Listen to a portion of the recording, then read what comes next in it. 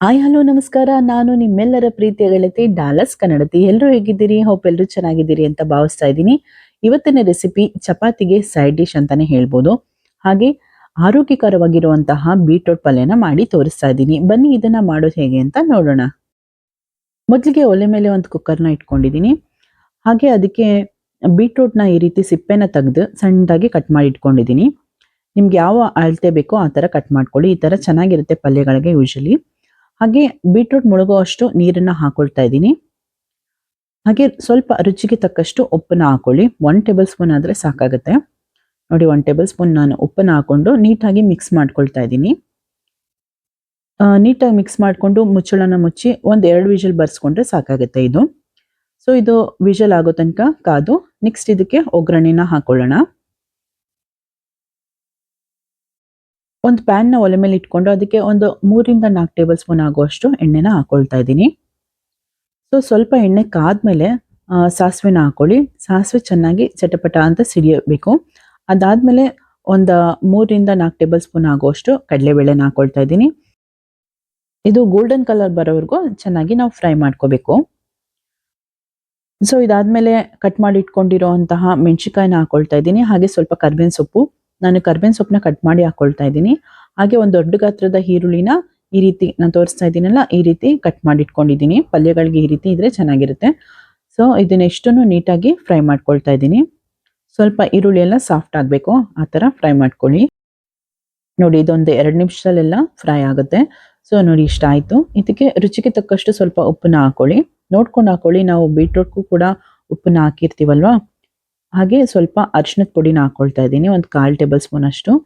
So ಇವಾಗ ಇದನ್ನ ನೀಟಾಗಿ ಒಂದು ಮಿಕ್ಸ್ನ ಕೊಟ್ಕೊಳ್ಳಿ. ಸೊ ಇದು ರೆಡಿ ಆಗಿದೆ. ಇವಾಗ ನಾವು ಬೀಟ್ರೂಟ್ನ ಬೇಯಿಸ್ಕೊಂಡಿದ್ವಲ್ಲ ಅದನ್ನ ನೀರನ್ನ ತೆಗೆದು ಬೀಟ್ರೂಟ್ನ ಹಾಕೊಳ್ತಾ ಇದ್ದೀನಿ.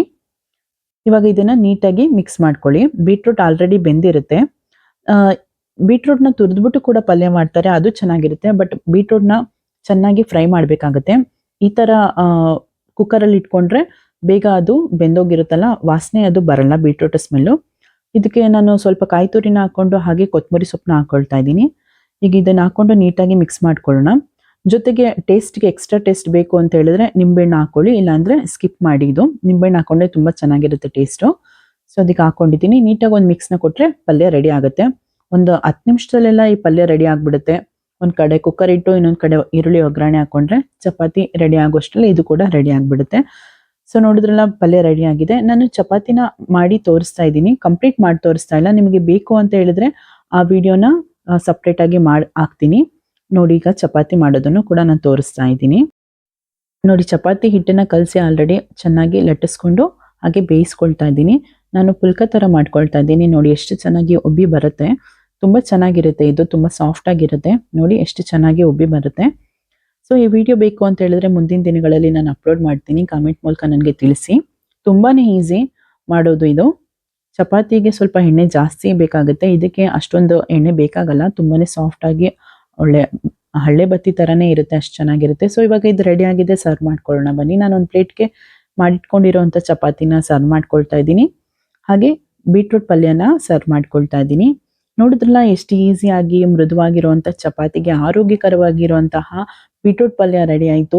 ಇದು ಬೆಳಗ್ಗೆ ತಿಂಡಿಗೆ, ಲಂಚ್ ಬಾಕ್ಸ್ಗೆ, ರಾತ್ರಿ ಊಟಕ್ಕೆ ಎಲ್ಲ ಟೈಮ್ಗೂ ತುಂಬಾ ಸೂಟೇಬಲ್ ಆಗಿರುವಂತಹ ಒಂದು ತಿಂಡಿ ಊಟ ಅಂತಲೇ ಹೇಳ್ಬೋದು.